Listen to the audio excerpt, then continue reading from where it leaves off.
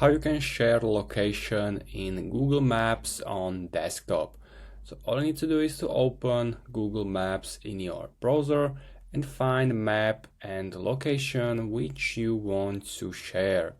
So once you are in that location, make sure to point your mouse to that location. And now we're gonna right click. And the first line is the coordinates of that actual place. And we want to click this share this location button, which is the second line. And this window we're gonna open. And also this is the link which you want to copy and send it to someone. And if that person is gonna open this link, the location is gonna be shared. So you can do it on your own. You can also use WhatsApp, X, Gmail.